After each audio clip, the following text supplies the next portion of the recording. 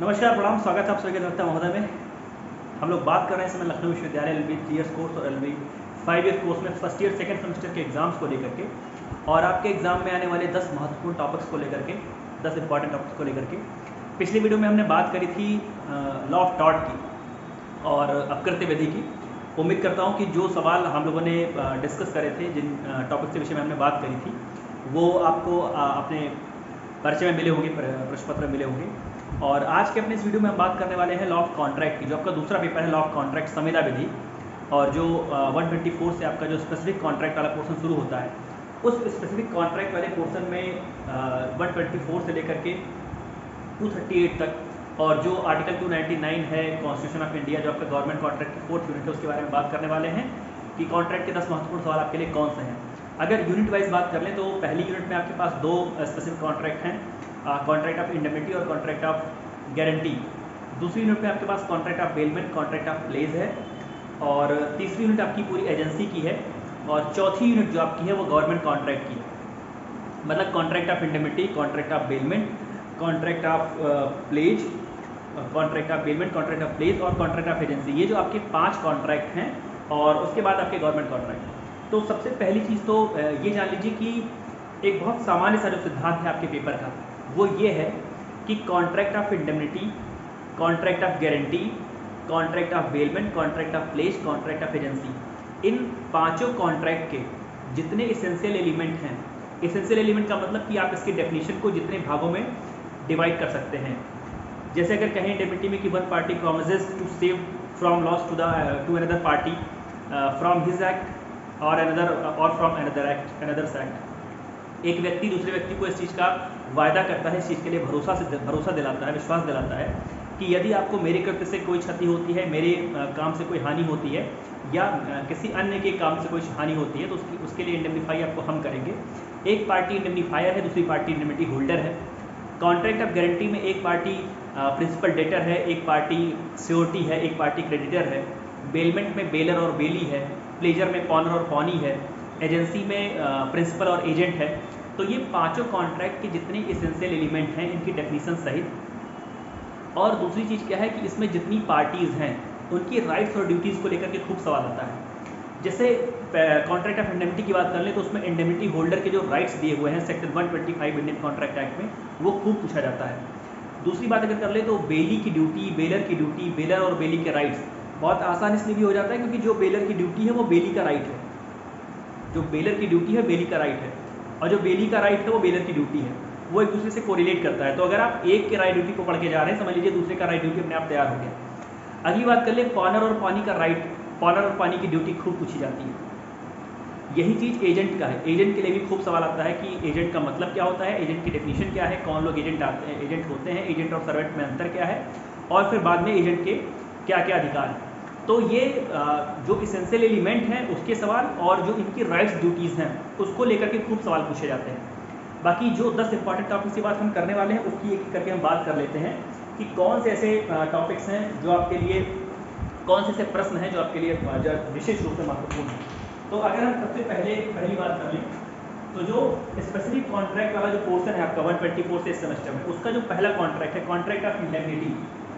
तो contract of indemnity को define करिए, क्षतिपूर्ति की संविदा, सेक्शन 124। कॉन्ट्रैक्ट ऑफ इंडेमनिटी क्या होता है, इसमें आपको इस चीज़ को डिफाइन करना होगा। इसके बाद इसकी तुलना करनी है आपको कॉन्ट्रैक्ट ऑफ गारंटी से। कॉन्ट्रैक्ट ऑफ गारंटी से तुलना करनी है। सेक्शन 126 में कॉन्ट्रैक्ट ऑफ गारंटी दिया हुआ है। और तुलना करने का मतलब यह है कि प्रयास ये करिए कि पॉइंट ऑफ डिफरेंसेस बना करके और दोनों के विषय में अंतर करिए। दोनों की अगर आपने डेफिनेशन कायदे से पढ़ी हुई है तो आपको बहुत सारे अंतर मिल जाएंगे। कॉन्ट्रैक्ट ऑफ इंडेमनिटी में एक कॉन्ट्रैक्ट है, कॉन्ट्रैक्ट ऑफ गारंटी में 3 कॉन्ट्रैक्ट है। कॉन्ट्रैक्ट ऑफ गारंटी में पार्टीज़ के बारे में, कॉन्ट्रैक्ट ऑफ इंडेमनिटी पार्टीज़ के बारे में उनका जो डिफरेंस है वो आप लिख सकते हैं।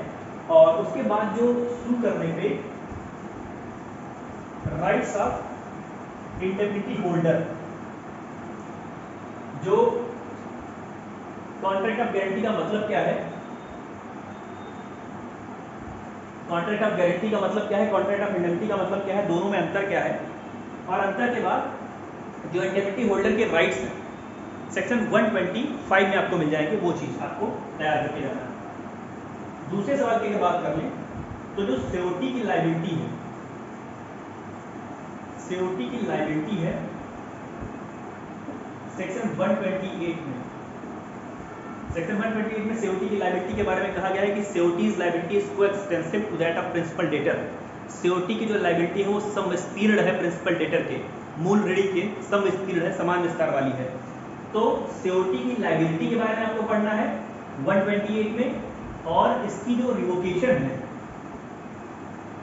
और जब आप रिवोकेशन पढ़ रहे हैं तो कंटिन्यूइंग गारंटी को भी थोड़ा सा ध्यान दीजिए कि कंटिन्यूइंग गारंटी में, कंटिन्यूइंग गारंटी का रिवोकेशन कैसे होता है, और डिस्चार्ज, रिवोकेशन बोल लीजिए या डिस्चार्ज बोल लीजिए, डिस्चार्ज ऑफ सीओटी लायबिलिटी, कैसे सीओटी अपनी जिम्मेदारी से, अपनी लायबिलिटी से डिस्चार्ज हो जाता है, इस चीज को आप पढ़ करके जाइए। तीसरा जो आपका सवाल है वो है बेलर और बेली, बेलर और बेली के राइट्स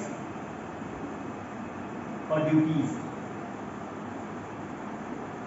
मैं एक बार फिर से बता दूं कि जैसे बेली की ड्यूटी है, बेली की ड्यूटी सेक्शन 151 में है, duty to take reasonable care, तो ये बेली की ड्यूटी है, तो बेलर का राइट है कि उसके वस्तु की प्रॉपर केयर की जाए, जैसा एक कॉमन प्रूडेंस का आदमी अपने वस्तु की करता है। बेली की ड्यूटी है कि to not mix the goods with his own, अपने वस्तु को वो बेलर के गुड्स में ना मिलाए।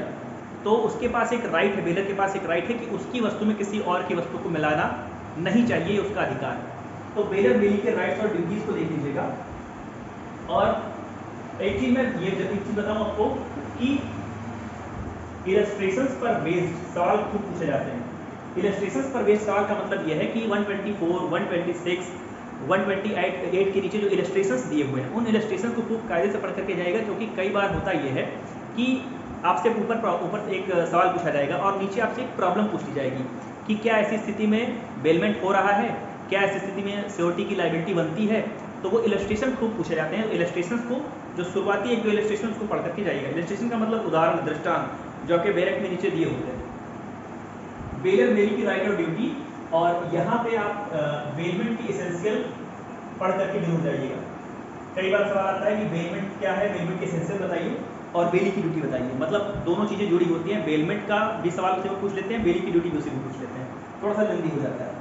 उसके बाद जो अगला सवाल है इसेंशियल्स ऑफ प्लेज, और प्लेज में विश्वविद्यालय का एक बड़ा फेवरेट सवाल रहा है, pledge by non owner, pledge by non owner, गैर मालिक के द्वारा।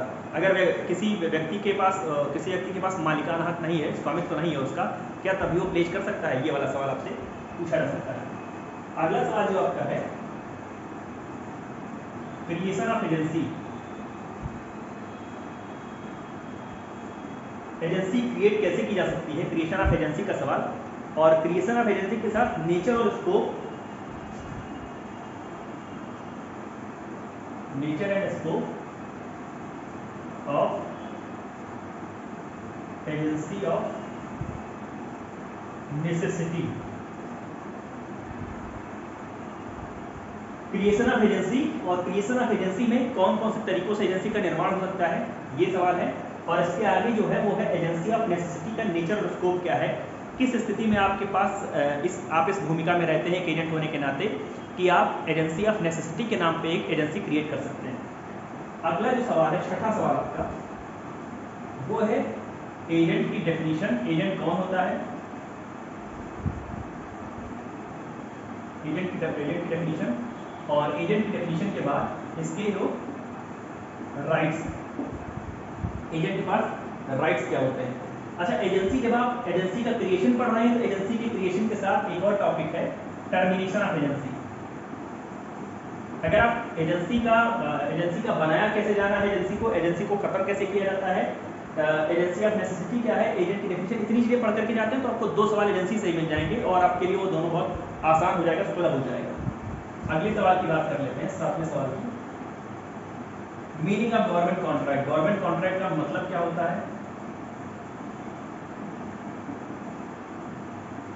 गवर्नमेंट कॉन्ट्रैक्ट की मीनिंग क्या है, और गवर्नमेंट कॉन्ट्रैक्ट की मीनिंग के बाद जो various requirement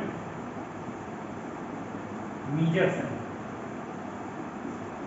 article 299 constitution of India, भारतीय संविधान के अनुच्छेद 299 में कॉन्स्टिट्यूशन में जो भी संविदा, जो सरकारी संविदा है, जो उसका अर्थ है,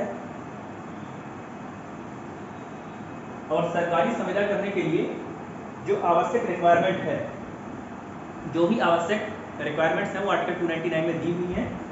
जैसे कहते हैं कि अगर सेंट्रल गवर्नमेंट की कोई, सेंट्रल गवर्नमेंट का कोई संविदा है, कोई कॉन्ट्रैक्ट है, तो वो राष्ट्रपति के नाम में है, होती है। स्टेट गवर्नमेंट की अगर है तो गवर्नर के नाम से होती है। तो ये आपका एक सवाल ऐसा। आखिरी सवाल की बात कर लें तो जो कॉन्ट्रैक्चुअल लायबिलिटी है, कॉन्ट्रैक्चुअल लायबिलिटी ऑफ स्टेट, क्या राज्य ऐसे संविधाओं के लिए जिम्मेदार होता है? कॉन्ट्रैक्चुअल लायबिलिटी ऑफ स्टेट की, और केस लॉज पढ़ करके आइएगा कि किस केस लॉ में क्या बात कही गई गवर्नमेंट की कॉन्ट्रैक्चुअल लायबिलिटी के लिए। और सवाल आया है कि क्या एक सूट या रिट अगेंस्ट गवर्नमेंट लाया जा सकता है to enforce the contractual obligations under a government contract? क्या कोई सूट या रिट गवर्नमेंट के अगेंस्ट लाई जा सकती है, दायर किया जा सकता है? अगला सवाल जो आपका है उसको ए भी कर सकते हैं। एक तो रेटिफिकेशन बहुत बार पूछा जाता है, ratification of government contract, ratification of government contract, और दूसरी चीज है हस्बैंड एंड वाइफ के बीच की एजेंसी, हस्बैंड एंड वाइफ के बीच की एजेंसी, पति पत्नी के बीच की जो एजेंसी है उसके विषय में क्या स्थिति है, इसको लेकर के सवाल को पूछा गया है। तो मुझे लगता है ये सवाल, इतने सारे सवाल आपके लिए बहुत जरूरी हैं, जिनमें से आपको 5 क्या 6-7 सवाल आ रहे होंगे और आप अच्छा पेपर कर ले जाएंगे। मैं एक बार फिर से आपको बोलूँ तो contract of indemnity section 124 to 125, guarantee 126 to 147, bailment 148 to 171, pledge 171 to 181 और 182 to 238 एजेंसी। ये जो आपके 5 तरीके के कॉन्ट्रैक्ट हैं